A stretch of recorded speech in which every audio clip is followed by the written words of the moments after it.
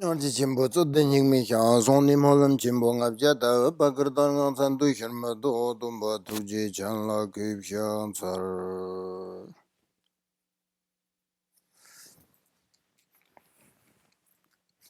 Okay. So Manchuji Anji Podana, Dism Sanji Gunjingo and Ransum Churgan was some Dunza Bed, Zavela Manam La Gushansar.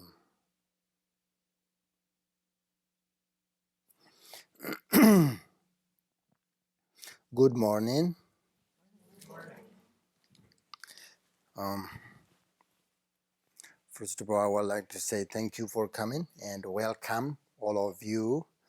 And I am happy to see everyone again and happy to also talk with you today the practice immeasurable aspirations. Uh, and I also would like to say thank you, Kim and Jenny, for all the help and beautiful space. Thank you for hosting this space. And I'm happy to also have this opportunity to practice. All of us get together and doing this sort of spiritual activities and be able to talk about Buddha Dharma. And most of you are very old students and understand very well about the teachings of Buddha. So wonderful and very nice day and good conditions makes very good energy and uh, easy to practice meditate, right? So this is very, very nice and thank you very much, all of you, and very nice to see you. And this is very important because this teaching, the four measurable aspirations, we have to sort of develop compassion, love, these qualities like patience and tolerant, and satisfied, and bodhicitta. These are really, really have to cultivate and develop them in this very lifetime. Not necessarily get the enlightenment or liberation uh, this lifetime, but these qualities, love, compassion, tolerant, patient, satisfied, these are very, very important. Develop. Uh, Otherwise, we will never sort of experience happy mind and satisfaction. So therefore, I always think that this teaching and this meditation always very helpful and very important. Once you develop sort of, for example, satisfaction, you will see your mind become so peace, and happy. So all these kind of teachings, methods, and forms of practice share a sort of common goal of helping people to become a good human beings and also lead a better life. That's all I think we need, and in order to develop the mind, we must also meditate, because it cannot be sort of cultivated just by wishful thinking and do other something like say some prayers and I mean that's good, but it cannot be really cultivated um, just doing these things, just receiving the blessings from someone or receive the teachings, um, we cannot develop this. So in order to develop these qualities, we call it human qualities, we have to meditate.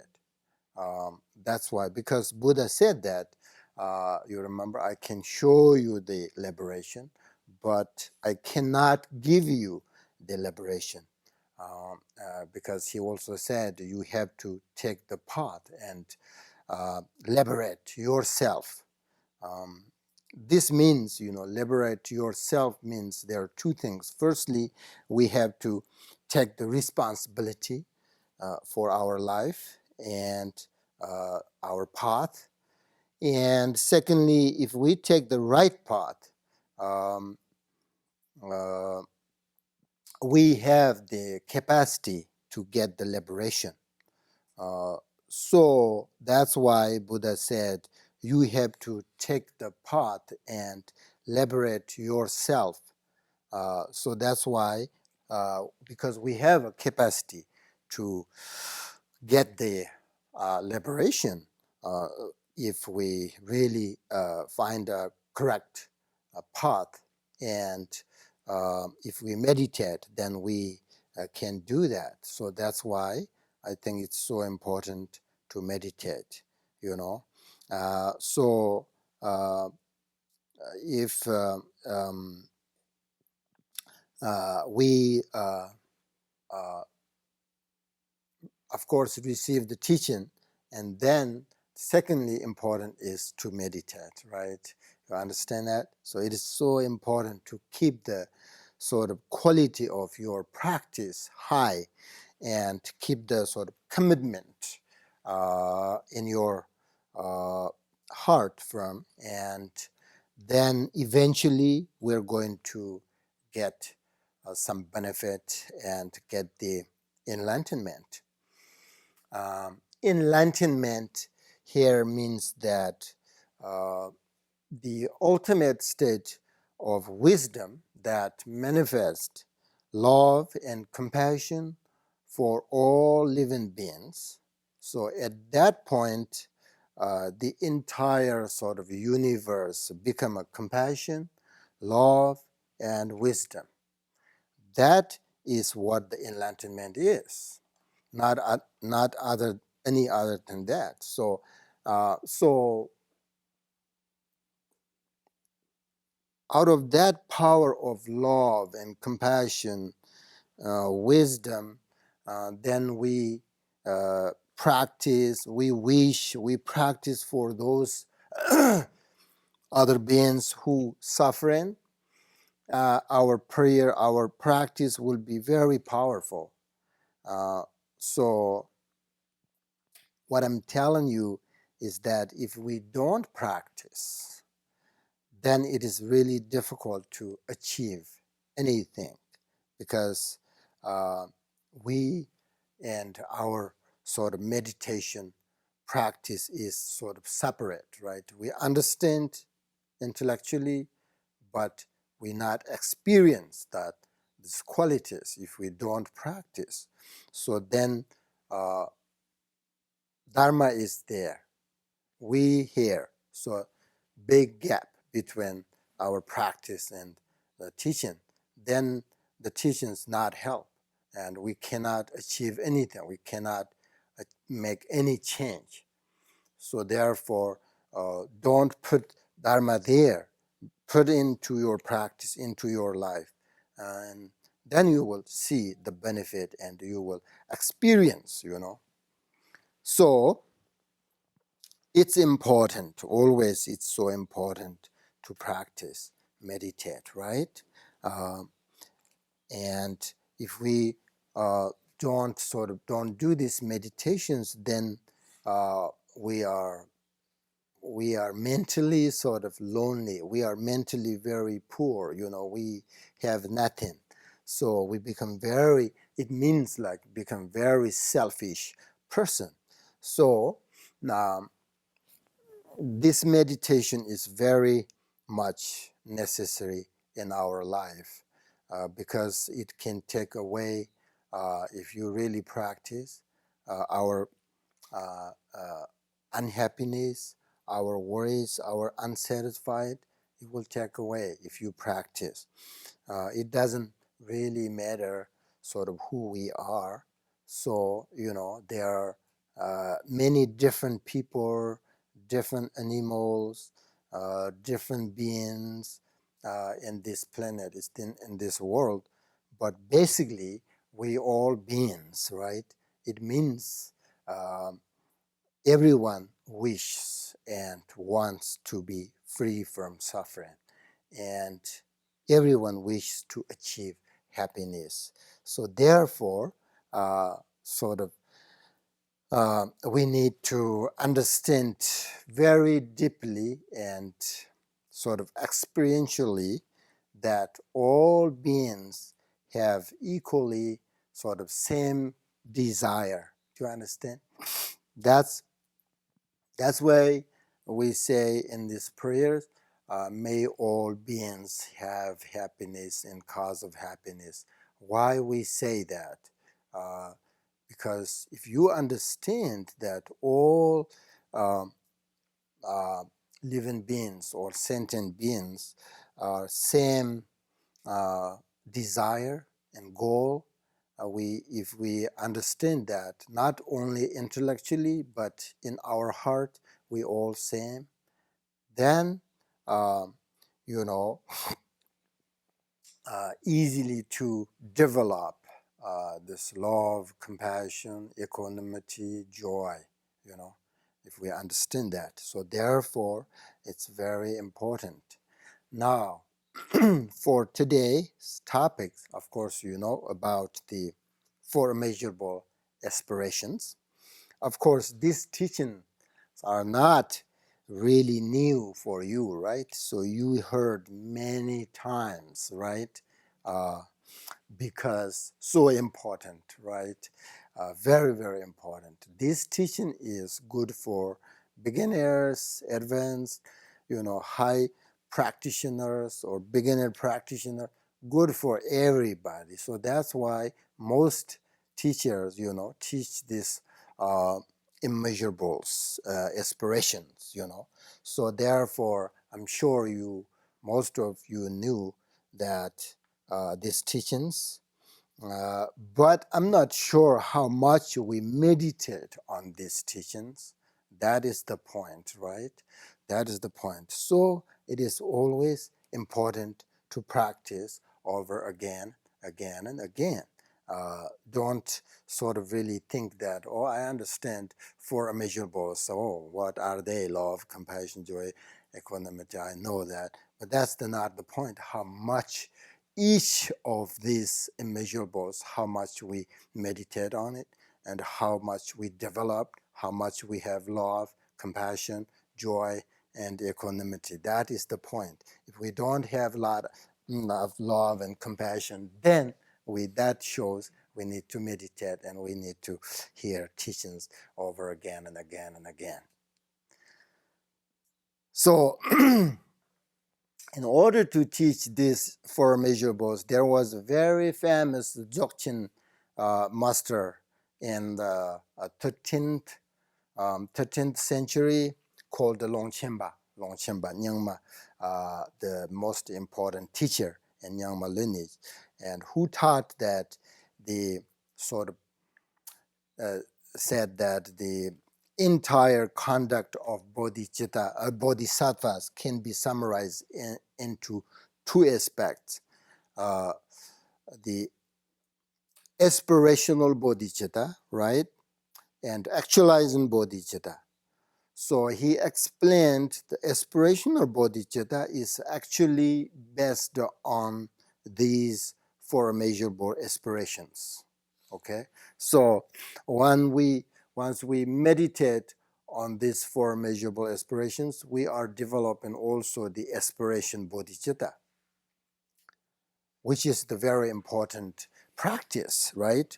So this is we call four immeasurable aspirations. So why it is we call immeasurable? Because the object of this practice are what? Sentient beings, right? Sentient beings, all living beings. That is the object of this practice. And if you think about the all sentient beings, they are sort of limitless as sort of space. Therefore, our practice of these sort of four virtues, four immeasurable, must be also be immeasurables, right?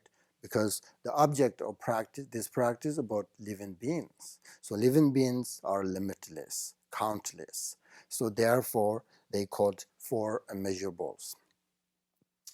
And through the practice, these four measurable qualities, uh, uh, uh, we always say these are very foundation and very important because will cause us to develop the genuine aspiration bodhicitta, right? Aspiration bodhicitta means like very good intention and motivation, right, in our mind. That is the aspiration bodhicitta. So in order to develop aspiration bodhicitta, then we have to meditate on these four immeasurables. So, genuine aspiration bodhicitta. I mean, it's about genuine aspiration bodhicitta is about wishing good things for other beings. Do you understand? That is mean by aspiration bodhicitta means like we wish good things for other beings. It sort of desires all beings to be free from suffering and to have happiness, genuine bodhicitta, aspiration bodhicitta. So it is mostly a state of our mind. It doesn't sort of include activities. Activity, that is the action bodhicitta, right?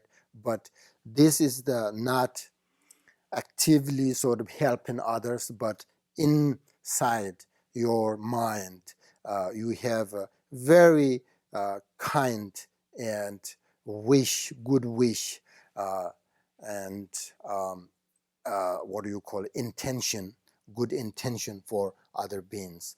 That is the called aspiration bodhicitta. So, that's why, first of all, we need to develop that in our mind, the aspiration, right? It's important to have sort of this kind of intention in order to do something for others. This is the kind of the first step. We need sort of a good intention. So once we uh, accomplish this, we can do actions with the sort of confidence uh, arising from our intentions to benefit others. So, therefore, these four measurables, very, very important. So we say these four measurable aspirations every class, right? Every class in our opening prayer, right? May all sentient beings have happiness, because we have to correct our motivation and aspiration bodhicitta using sort of this open-end prayers. So that's why very, very important. Um, we say, may all sentient beings have happiness. There's four lines, right? Love, and then we have compassion, and then we have the joy, and then equanimity, right? So I'm going to teach on this each line. We have 4 sections today. So each section we're going to talk about these lines. So that's all for today. So the first is may all have happiness, and then cause of happiness. So when we really love, this talking about love, right? We feel sort of respect for the person or beings who are the object of our love. So this attitude of love and kindness expands and increase by seeing and appreciating their good qualities. Because true love is based on pure motivation and respectful sort of attitude towards ourselves, of course, but also others. Buddha said that if you really develop this practice, you will sleep easily, you will have a sort of pleasant life, and nobody will harm you.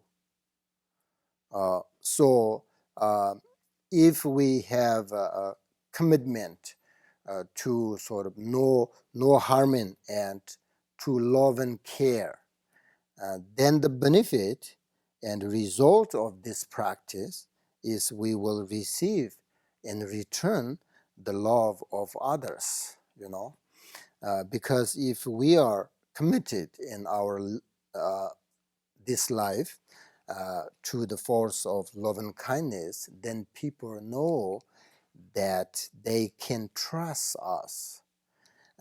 They know that we will not harm them, right?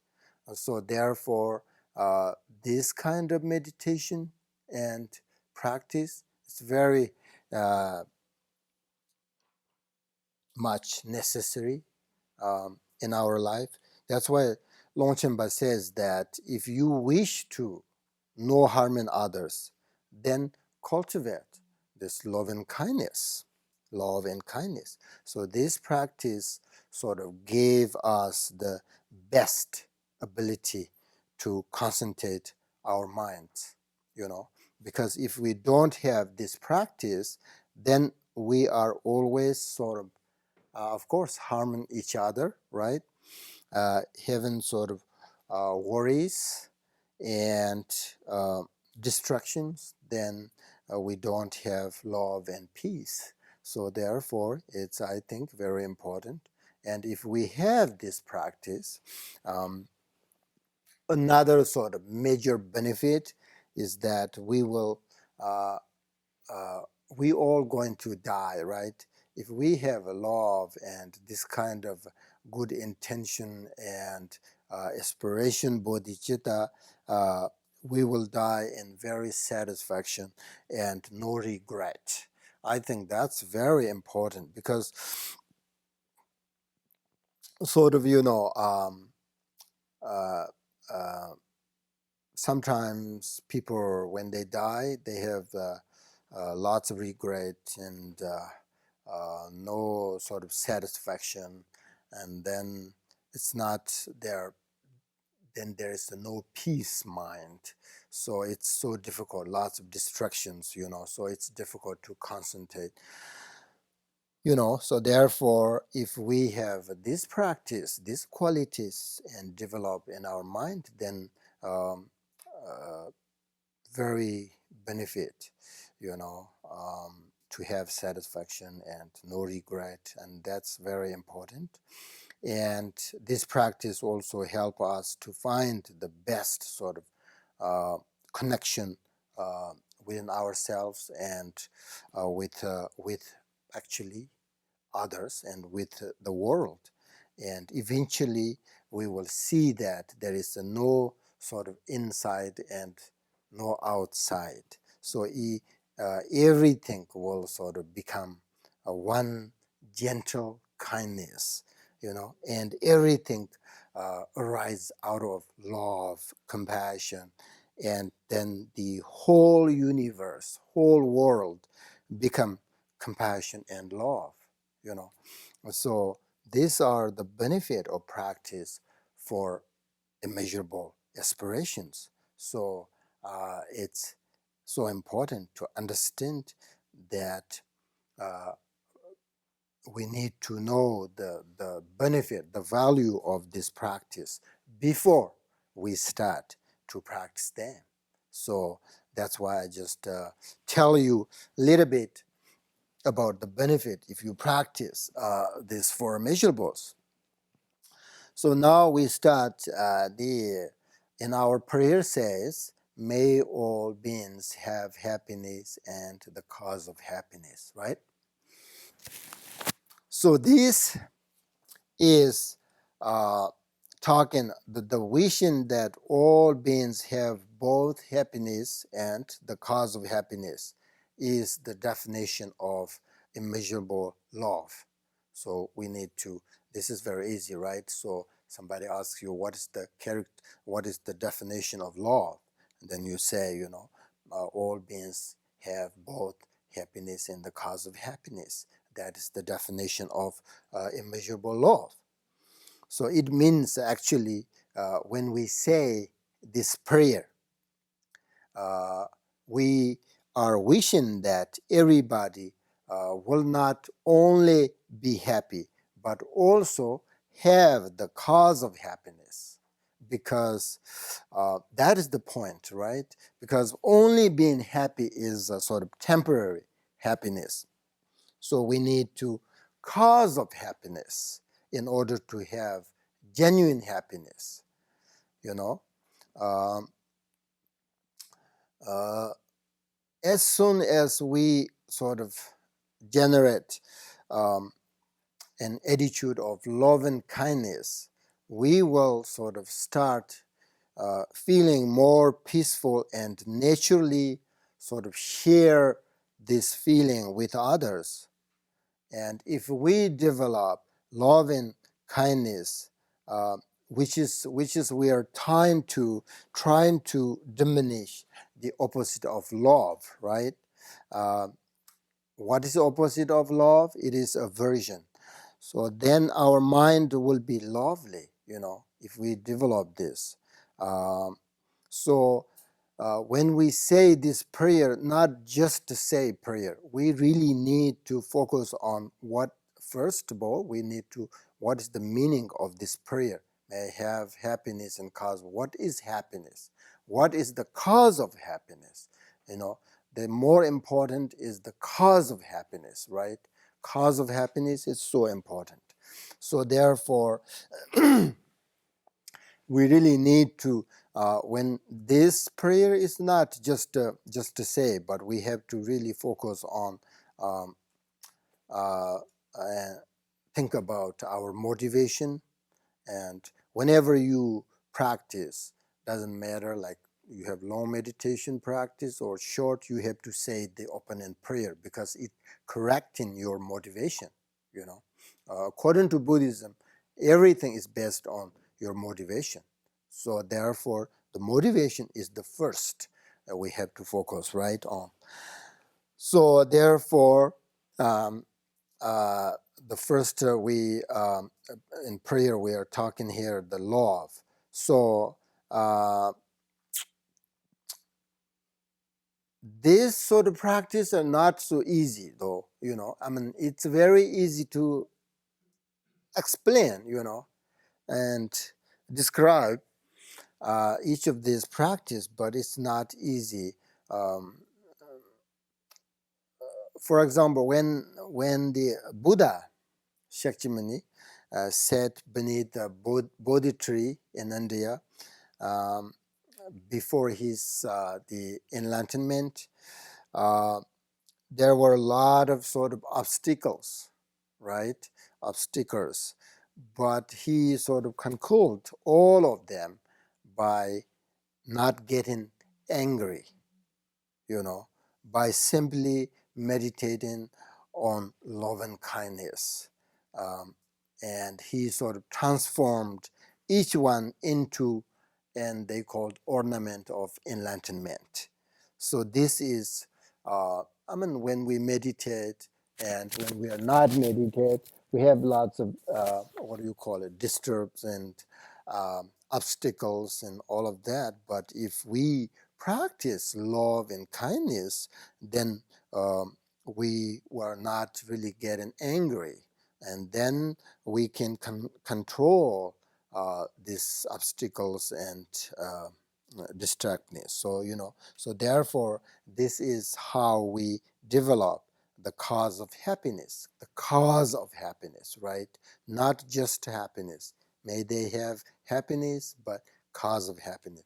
So cause of happiness means this is how we develop the cause of happiness, because when we show the true love, in that moment, everyone is really our friend, right? If we, even though we have obstacles and uh, you know, um, disturbs when we meditate or not meditate or whatever, and then we show them love and kindness. Because in order to do this, first of all, we have to really understand, I mentioned you, the everyone, all living beings, we have same one desire, that's for sure, one goal, which is free from suffering and have a happiness. That's no question. So if you understand that very, not intellectually, but very sort of experientially, like in deep feeling, if you understand, we all same. The other beings exactly want what I want. That cause is, develop the cause of happiness, because then we can sort of meditate and develop our love and kindness. So that is the cause of happiness. Do you understand? The cause of happiness. And that is the sort of true love. So when we have a true love, then everyone is our friend, and we will be able to see how nice everyone is, and they will see that we are also very special, right, and good people. So when we practice love, we really need to think and visualize, uh, uh, first of all, sort of the people that are close to us, right? We don't have to think all living beings from the beginning if we don't have the capacity. So even though we say in our prayer, may all beings have happiness, right, and the cause of happiness, but if you, when we meditate on love, first we have to focus on the people that our friend, our family, whatever close to us, then easily to develop our love and kindness, right? Then slowly we can expand that all living beings.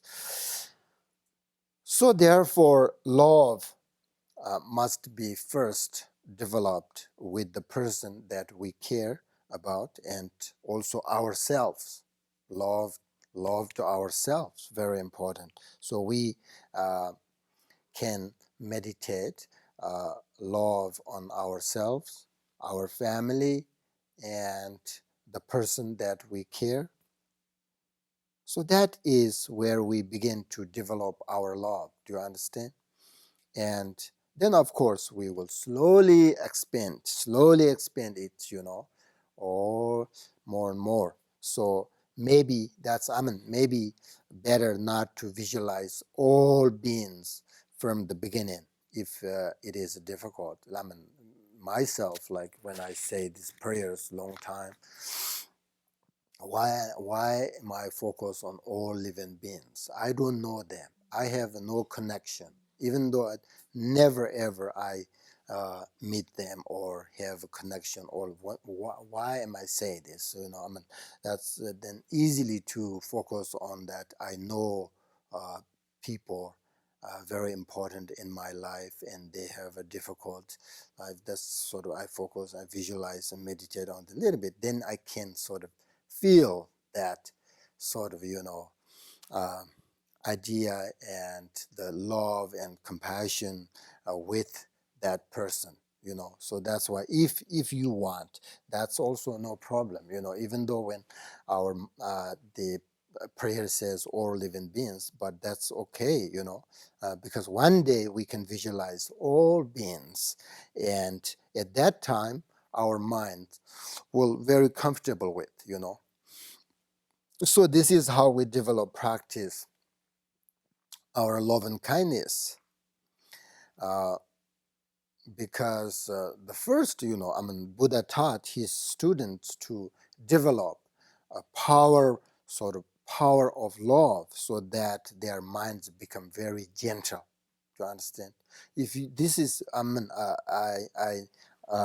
sure you have that feeling, but when you practice on love and kindness, your mind is so gentle, so soft. You understand what I'm saying?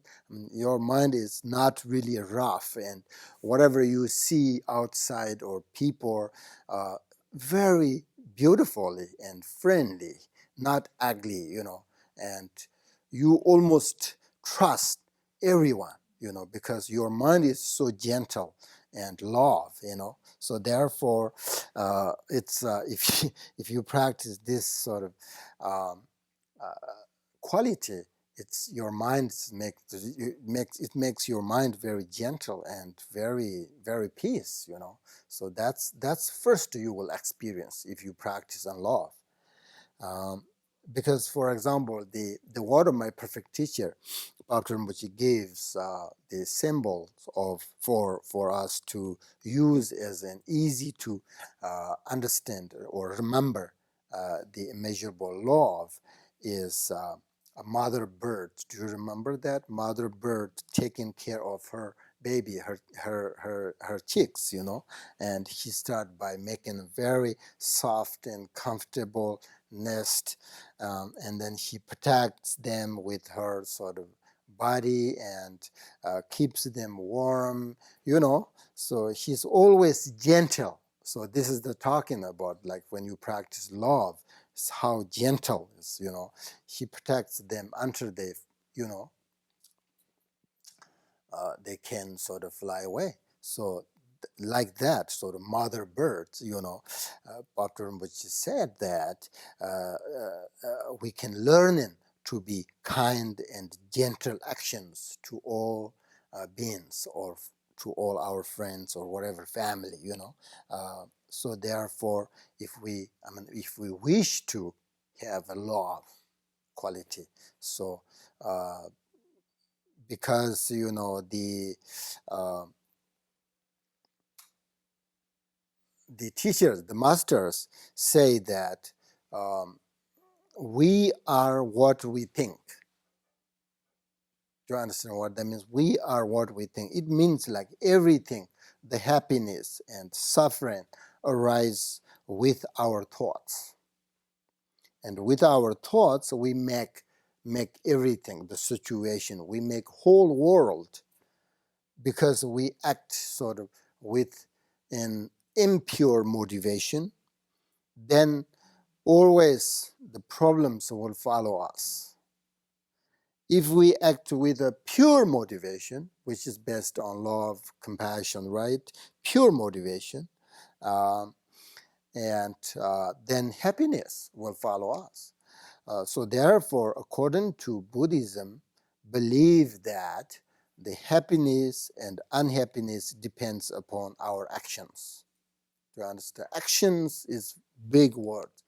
So the physical action, the verbal action, mental action, right? So Buddhism believes that everything, the happiness and unhappiness, the suffering, everything depends upon our actions. For example, when our minds are full of sort of anger and jealousy towards others, in fact, we are the one who are actually suffering, they said.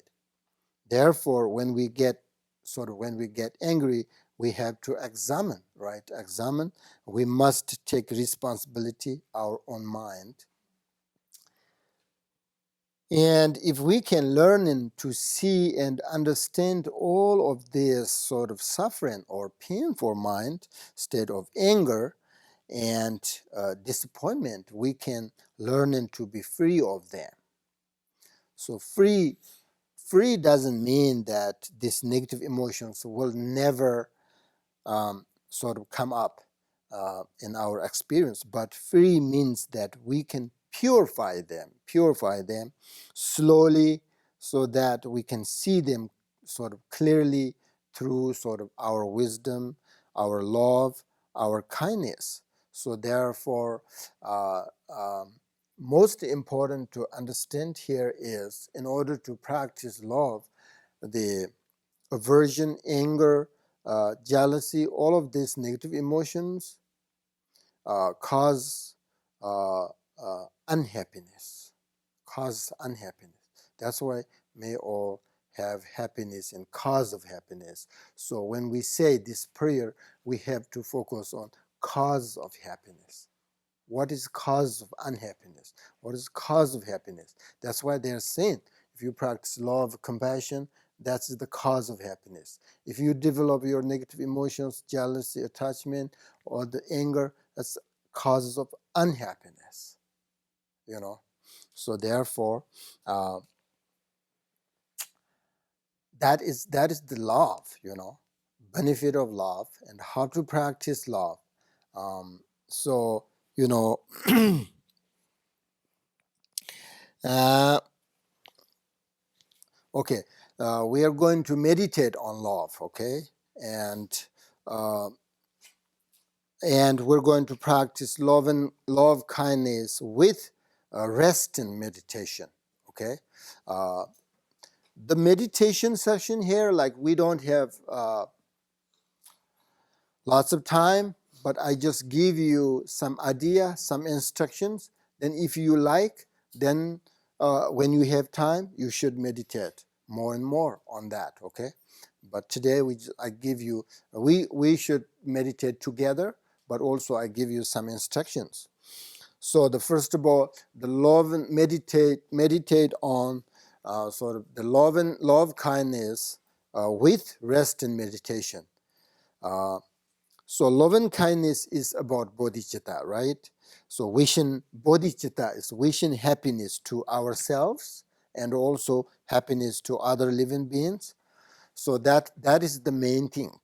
So in order to meditate on this, you sit in comfortably and your back straight and your sort of shoulders relaxed, and rest your attention on the breath in this moment. Just to make your sort of body and mind just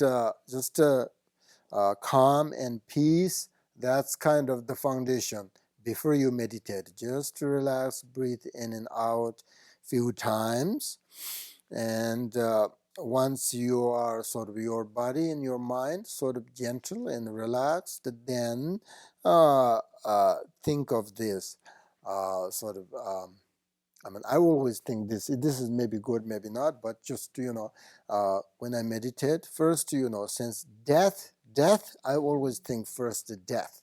So death is certain, but the time of death is uncertain. And everything is changing moment by moment. So these two concepts I developed first whenever I meditate. Okay, so everything is changing, not the same. Everything is changing, sort of uh, by moment. Uh, so that's, I think, for me, it's very important how when I start my meditation, you know, um, because it's uh, easily to correct my motivation, and then I have very uh, pure motivation and pure sort of meditation. So therefore, if you want that, think about this. This is called impermanence, right? So everything is changing moment by moment. The life, think about your life, the situation, the environment, and everything is changing. I'm not saying this is bad, but this is nature, right? This is our life. This is the whole world. So everything is changing, not um, just once, but it's changing, moment by moment, continuously. So we have to recognize that. If you recognize that, then you will see how much change our lives, right? Our lives and everything. So when you breathe in and out, right, you should recognize. You should recognize that everything is changing, you know. Um, And also, this is very important. This third one is the time. The time is very precious. The time. It's very precious. But it is very short, you know. So you should recognize that, you know.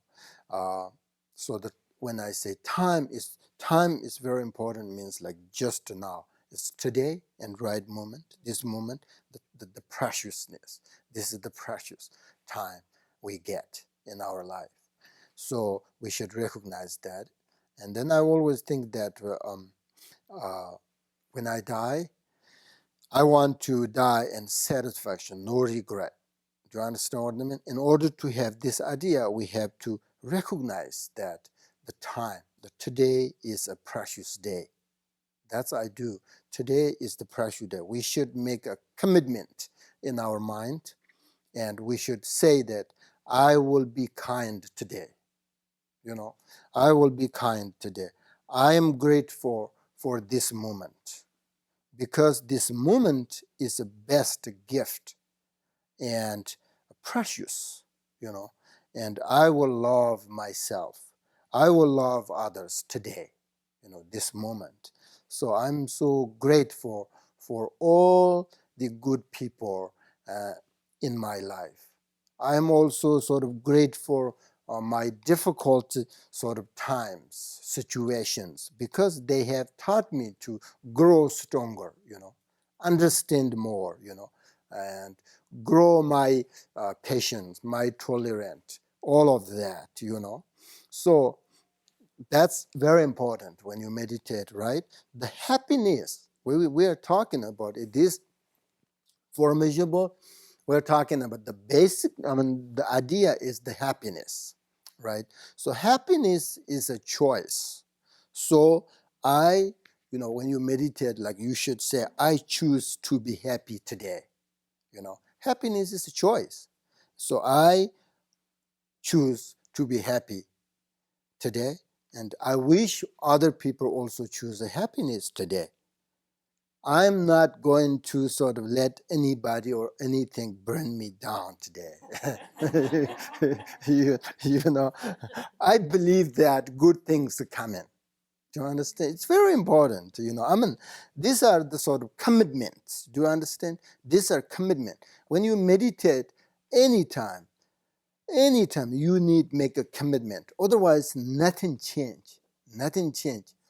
You know, you just we have habit, lazy habit, right? We follow and sort of continually sort of, when we usually very busy in our life, and uh, when we have time, then we have also this habit, right? Lazy habit. And then we can't change anything. So each time when you meditate, make a commitment in your mind. That is very important. The commitment, I say, is not big though, small. So important to start small commitment, not big, okay? Small commitment, then you can handle that, right? Big change, not good. So, and then sort of when you breathe in, you know, so when you breathe out like that, right, you make some commitments, and grateful, and recognize the precious time and all of that. Breathe out, you do that. This is very gentle, you know.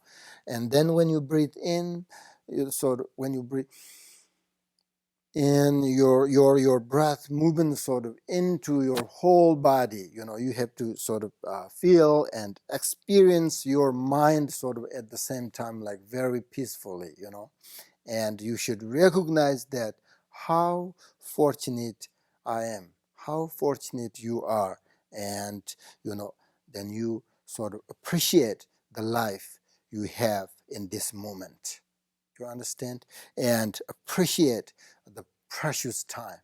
So these two combinations so important. You should sort of recognize that I'm so happy, I'm so fortunate, I have a precious life, I have a precious time. So this sort of if you also think about that, recognize, and so this practice help you that how important your life, right? And how important the time. so that you will not waste your time, right? It's a commitment. So when you breathe out, you should think sort of, little bit, if you want, sort of unpleasant situation and the worries, both yourselves and others, and then um, give your love, kindness, and your happiness to yourself and to others. And then when you experience sort of inner peace, uh, uh, the between when you breathe in, breathe out, right? So when you experience this inner peace, you should focus on that, and then just to relax without think, without think, just to relax for a while. And then if you want, go back again, think about, like just I told you, make some commitments. And then you find really after this, your meditation, you feel sort of really gentleness, and kindness. You will find that. So this is a practice, love with rest and meditation. Do you understand? Yeah. Okay. Now, few minutes to practice. Okay, meditate.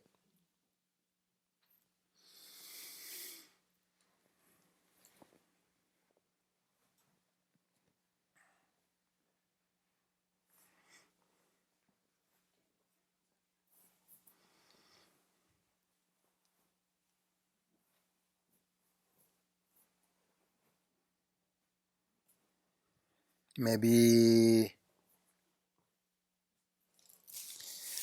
15 minutes.